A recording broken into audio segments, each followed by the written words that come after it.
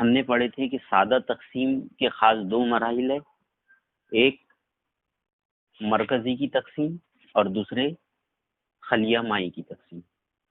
مرکزی کی تقسیم کے ہم نے 3 مراحل پڑھ لیے۔ پہلا مرحلہ ابتدائی حالت، درمیانی حالت، اور اس کے بعد ہم نے پڑھے تھے اینافیز، اور اینافیز کے بعد اب چوتھی حالت ہے آخری حالت۔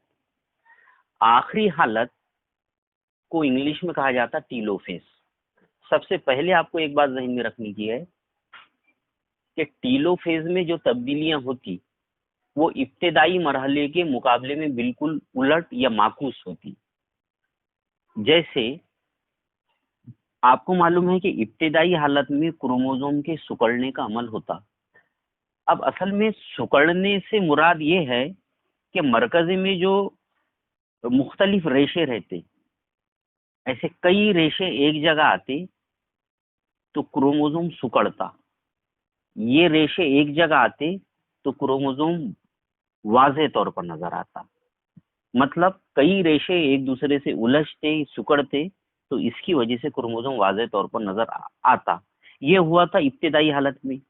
اب یہ ریشوں سے جو کروموزوم بنا، یہ سارے ریشے ایک دوسرے سے آزاد ہوتے، دور ہٹتے۔ یہ آخری حالت میں ہوتا۔ مطلب جو ابتدائی حالت میں ہوا تھا عمل، اس کے بالکل مخالف ہو رہا، معکوس ہو رہا۔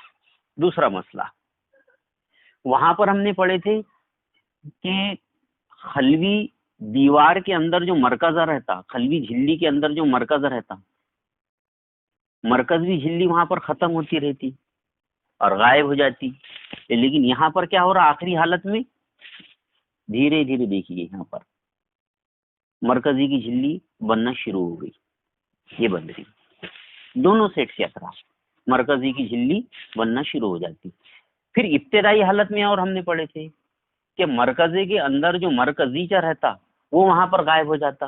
پھر یہاں پر الٹ ہو رہا، یہ مرکزیچہ یہاں پر ظاہر ہونا شروع ہو گیا، یہ مرکزیچہ یہاں پر ظاہر ہو گیا، یہ اور ایک تبدیلی۔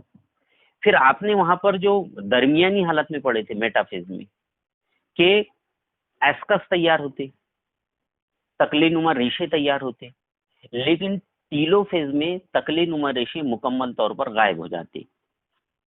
مختصر یہ کہ عمل ابتدائی حالت کے مقابلے میں بالکل الٹ ہو رہا، اور خلیے کی جو مجموعی ایک اپیئرنس ہے، خلیے کا جو مجموعی لک ہے، وہ اس طرح نظر آتا جیسے ایک خلیہ مائع میں، یہاں سے لے کر تو یہاں تک ایک خلیہ مائع ہے، جیسے ایک خلیہ مائع میں 2 مرکزیں موجود ہوں۔ یہاں پر ایک خلیہ مائع ہے اور اس میں 2 مرکزیں موجود ہیں۔ اس کے بعد مرکزی کی تقسیم تو ختم ہو جاتی، ایک مرکزے سے 2 مرکزیں بن گئے، لیکن ابھی خلیہ مائی کی تقسیم نہیں ہوئی۔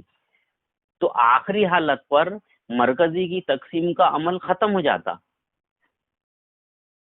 یعنی کیریوکائنیسس ختم ہو جاتی، لیکن اب اس کے بعد خلیہ مائی کی تقسیم شروع ہوتی۔